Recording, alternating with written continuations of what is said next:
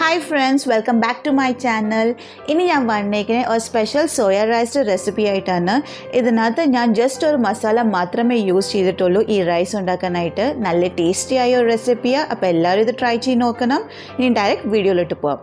ഞാൻ രാത്രി തന്നെ ഓൾമോസ്റ്റ് 1 കപ്പ് സോയ ചങ്ക്സ് വെള്ളത്തിയിട്ട് സോക്ക് ചെയ്യാനായിട്ട് മാറ്റി വെച്ചിട്ടുണ്ടായിരുന്നു. അപ്പോൾ രാവിലെ ആയപ്പോഴത്തേക്കിന് എൻ്റെ സോയ നല്ലോണം സോക്കായി കിട്ടിയിട്ടുണ്ട്. ഇഫ് നിങ്ങൾ രാത്രി സോയ ചങ്ക് ഇടാൻ മറന്നു പോയിട്ടുണ്ടെങ്കിൽ നമുക്ക് ഒരു 10 മിനിറ്റ്സ് ഇതൊന്ന് ചൂടുവെള്ളത്തിൽ വേവിച്ചെടുത്താൽ പെട്ടെന്ന് തന്നെ നമുക്ക് സോക്കായി കിട്ടുന്നതായിരിക്കും. ഇതിന് ഫസ്റ്റ് ഓഫ് ഓൾ നമുക്ക് നല്ലോണം പിരിഞ്ഞെടുക്കാം. വെള്ളമൊക്കെ കളഞ്ഞ് നമുക്ക് സോയ ഒരു ബൗളിനകത്തോട്ട് മാറ്റിയെടുക്കാം. അപ്പോൾ ഞാൻ വെള്ളമൊക്കെ നല്ലോണം കളഞ്ഞ് സോയ ഒന്ന് മാറ്റിയെടുത്തിട്ടുണ്ട്. ഇത് നമുക്കൊന്ന് സൈഡിൽ വെക്കാം.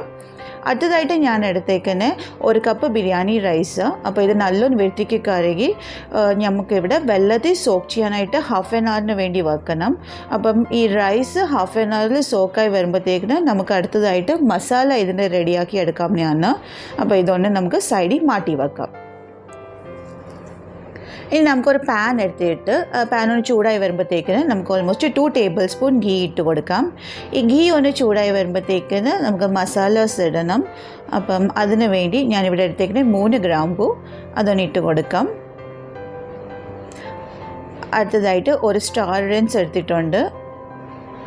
പിന്നെ 3 ഏലയ്ക്ക, ചെറിയ സിനമൺ സ്റ്റിക്ക് എടുത്തിട്ടുണ്ട്. ഒരു ചെറിയ പീസ് എടുത്തിട്ടുള്ളൂ. അതും കൂടി ഇട്ടിട്ട് നമുക്ക് ഈ മസാലാസ് ഗീനകത്ത് നല്ലോണം അതിൻ്റെ സോട്ടായി വരണം. അതിനുവേണ്ടി ഒരു 1 മിനിറ്റ് ഇതൊന്ന് സോട്ട് ചെയ്തെടുക്കാവുന്നതാണ്.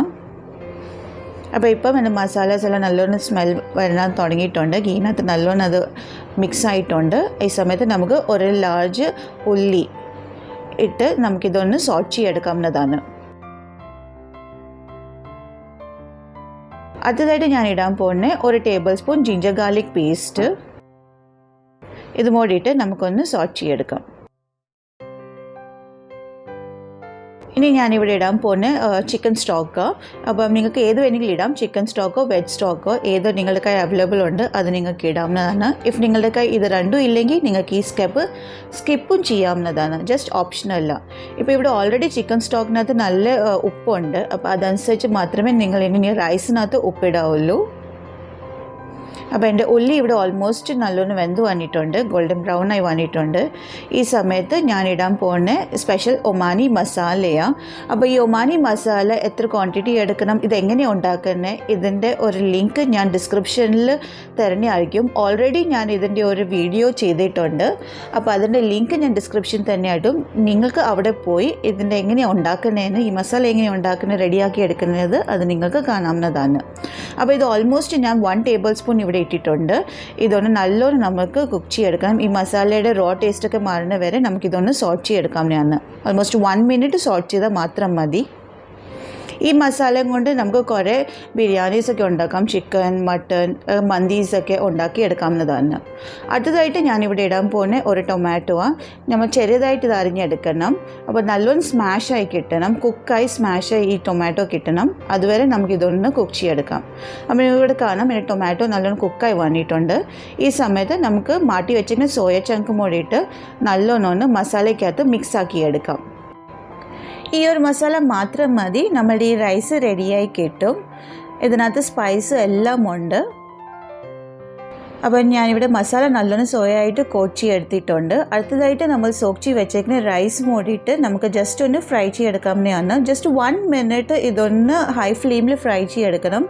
ഇങ്ങനെ നമ്മൾ ഫ്രൈ ചെയ്യുമ്പോൾ നമ്മുടെ റൈസിന് നല്ലൊരു ടേസ്റ്റ് കിട്ടാൻ വേണ്ടിയാണ് നമ്മളിങ്ങനെ ഫ്രൈ ചെയ്തെടുക്കുന്നത്.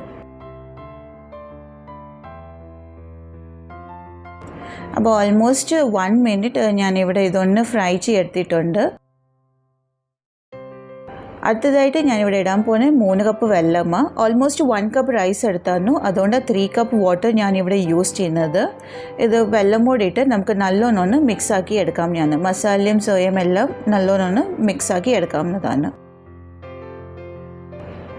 ചില ആൾക്കാർക്ക് ഈ റൈസിനകത്ത് എത്ര വെള്ളം ഇടണം എപ്പോഴും ഒരു കൺഫ്യൂഷൻ കാണുമായിരിക്കും. അപ്പോൾ വെള്ളത്തിൻ്റെ ക്വാണ്ടിറ്റി അറിയാൻ വേണ്ടി നമുക്കൊരു കാര്യം മാത്രം ചെയ്താൽ മതി. നമ്മളുടെ ഈ ഫിംഗറിൻ്റെ ലൈൻ, ഫസ്റ്റ് ലൈൻ കാണില്ലയോ, അപ്പോൾ റൈസിൻ്റെ ലെവൽ തൊട്ട് അത്രയും ലെവൽ മേലി വരെ നമ്മൾ വെള്ളം കാണാവുള്ളൂ. അപ്പോൾ നമുക്ക് കറക്റ്റ് വെള്ളത്തിൻ്റെ ക്വാണ്ടിറ്റി മനസ്സിലാവും. അടുത്തതായിട്ട് ഒരു ലെമണിൻ്റെ ജ്യൂസ് ഫുൾ ഇതിനകത്ത് നമുക്ക് ഒഴിക്കാവുന്നതാണ്. എന്നിട്ട് നല്ലൊന്ന് ഇതൊന്ന് മിക്സ് ചെയ്തെടുക്കാം. ഇത് നമുക്ക് അടിച്ചു വെച്ചിട്ട് വേവിച്ചെടുക്കണം. അപ്പോൾ അടിച്ചു വെച്ചിട്ട് വേവിച്ചെടുക്കുമ്പം ഇടയ്ക്കിടയ്ക്ക് ഇതൊന്ന് ഇളക്കി കൊടുക്കണം, അല്ലെങ്കിൽ നമുക്ക് അടി പിടിക്കാനുള്ള സാധ്യതയുണ്ട്. അപ്പോൾ ഇടയ്ക്കിടയ്ക്ക് ജസ്റ്റ് നല്ല ബോയിലായി വന്നിട്ട് റൈസ് ബോയിലാവാൻ തുടങ്ങിയിട്ടുണ്ട്. ഈ സമയത്ത് നമുക്കൊന്ന് ഇത് സ്റ്റിർ ചെയ്ത് കൊടുക്കാം.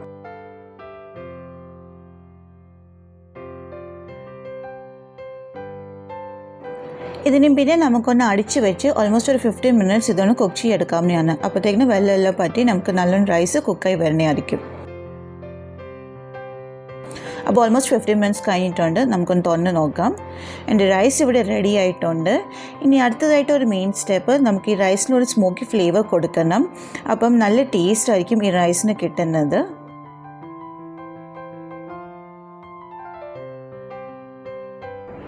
അപ്പോൾ സ്മോക്കി ഫ്ലേവർ കൊടുക്കാൻ വേണ്ടി അതിൻ്റെ ഇടയ്ക്ക് തന്നെ ഞാനൊരു ബൗൾ വെക്കുന്നുണ്ട്. അതിനകത്തോട്ട് നമുക്ക് കോൽ ഒന്ന് ചൂടാക്കി വെക്കാം. പിന്നെ ഇതിനകത്തോട്ട് 1/2 ടീസ്പൂൺ ഗീ മോഡ് മേലിക്കോട്ട് ഇട്ട് കഴിഞ്ഞാൽ നല്ലൊരു സ്മോക്കി ഫ്ലേവർ കിട്ടും. ആ ഗീയുടെ ഫ്ലേവറും സ്മോക്കിൻ്റെ ഫ്ലേവറൊക്കെ ഈ റൈസിൽ വരുമ്പോഴത്തേക്കിന് നല്ലൊരു ടേസ്റ്റായത് ഈ റൈസിന് കിട്ടുന്നത്. അപ്പോൾ ഓൾമോസ്റ്റ് 5 മിനിറ്റ്സ് മാത്രമേ ഞാൻ ഈ സ്മോക്ക് അതിനകത്ത് കൊടുക്കുന്നുള്ളൂ. അപ്പോൾ 5 മിനിറ്റ്സ് കഴിഞ്ഞു. നമുക്ക് ഈ സ്മോക്കൊന്ന് ഈ ബൗളൊന്ന് മാറ്റി വെക്കാം. അപ്പം സോയ റൈസ് ഇവിടെ റെഡി ആയിട്ടുണ്ട്.